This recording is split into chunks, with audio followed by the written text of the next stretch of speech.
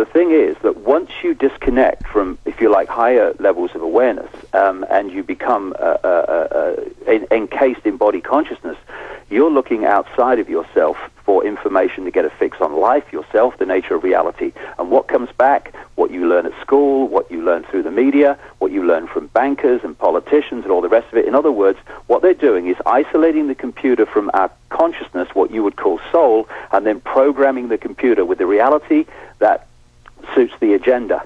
Now, as people awaken, there are what I've called in my books endless cul-de-sacs, which are being set up, little mousetraps, to take people away from the full magnitude of expressing the full power and awareness of who they are into things like the New Age, and into other things where they can be, if you like, put in a cul-de-sac. I mean, I've called the New Age in my books the last cul-de-sac before the gold mine, because it takes people away from understanding that they are the power, and again, it hands power to other people, some guru or some New Age guy or whatever, just as the religions in all their forms are about the people handing their power and their belief systems over to others. We are consciousness. We are infinite consciousness. We're all expressions of the same consciousness.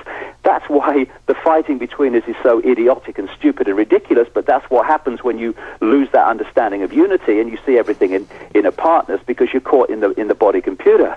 So what we need to do is to move our point of observation of the world and ourselves from I am Ethel Smith in the computer, I am the computer, to I am infinite consciousness having an experience through this computer in this tiny frequency range we call the physical world. And everyone else whose eyes I look into are the same consciousness as me having a different experience. Yeah, back into myself. And that's the incredible thing, is that just in a meat and potatoes way, let's say there is no consciousness above us, which we know is a lie, but through genetic consciousness, it's all a mirror. I understand that I am all those that came before me, and I am passing on through my children everybody that came before me and who I was, and I realize I'm going to love my children's grandchildren, who I'll never meet, or their great-grandchildren, as much as I love my children or I love myself. In fact, more so. And so why would I want to commit a crime against the genetic code? Why would I want to commit a crime against humanity when I'm related to all these people, whether they be black or white, Chinese or German? And I realized that, and then I asked myself, why does the New World Order revel? They know the mercury's damaging the genetic code. They know the GMO is attacking and actually mutating the human species. They know they're attacking the earth.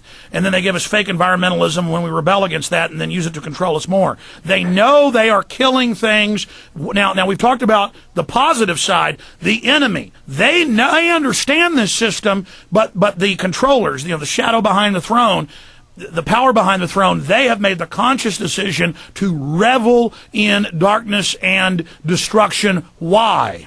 Well, let's just go one point, which kind of relates to this, but relates to what you just said. Take consciousness to be the most brilliant computer programmer in the world. And he's sitting at his desk in front of a computer, symbolic of the body, shall we say, and he's trying to get his genius through that computer into the reality on the screen, this world. If that computer is destabilized, if it's not working, if it's got viruses, if it's not decoding properly, if it's got various things wrong with it, if it's electrically imbalanced and its decoding system is distorted, I don't care if that guy in that chair, symbolic of our true self, our true consciousness, is the best computer programmer has ever lived. He's not going to pass that genius through that computer. So this conspiracy, Alex, is about attacking the vehicle, the decoding system, to make sure that it is inefficient and imbalanced and doesn't operate to the true efficiency and magnitude that it possibly could. I've got to add something. It's so incredible what you're saying. That's the true reason for the microchip, Alex. Well, in a computer, the central processing unit, the CPU, that filters all the information traffic, is a microchip. The reason they're talking now about having human computer, it's an electrochemical computer. Yeah, because they're talking now about connecting the human brain to a computer, and you can work the computer through your thoughts, is because they're connecting two computers, one more sophisticated by stunning margin than the other, but that's what they're doing. So the idea is to attack the vehicle, the computer, on every level they can. That includes programming it through words and repetition of lies, like Bin Laden was behind 9/11 and all this stuff. And eventually, repetition is a wonderful mind manipulation technique and programming technique, and the computer then starts reading reality to fit the programming. Once you introduce consciousness, those programs start to break down, and that's when people start to wake up. No, I was just going to agree with you, and that's why when you study eugenics, publicly they say it's about making the race better and getting rid of the bad, but real eugenics at the PhD level, they say, no, we've got to mutate and dumb down the mass of people so we in the future, this is 100 years ago, all the top eugenicists, and we put it in the film Endgame, Blueprint for Global Enslavement, all the proof. There's a bibliography up at whatistheendgame.com. They say we really want to wreck humanity so we can greedily control it for ourselves, because they'd rather rule in hell than serve in heaven. I mean, exactly. And so when you look at the body computer on one level, it is an electrochemical organism. What are they bombarding us, not least our kids, with? Chemical cocktails called soft drinks and food, electromagnetic and microwave attacks and pollution, which we're living in. And if you want to affect every fish in one go, what do? You affect the sea. Then you've done it. And they're affecting this energy field that we're living in the lower levels around the earth, which we can operate in as humans in this world. And they are infiltrating it with all this electromagnetic pollution, which is designed to disrupt the ability of the computer to access higher consciousness. Let me throw a point out. Electrochemically destabilized. That's what it's all about. Let me throw a point out. When you go out to southern Utah and Monument Valley, and there's nobody around, you can be in your tent. It's not just the beautiful vistas that raise the soul, as people say, or make the soul soar. It is that you are not around all the electrochemical pollution. You are outside of that, and you're also outside the pollution, and they've proven this. There's like wavelengths coming off the mind. They broadcast all the programmed brains that are broadcasting the evil. You're also away from those, and it's the incredible peace of being out in the middle of nowhere. Yep. The computer talks, consciousness knows.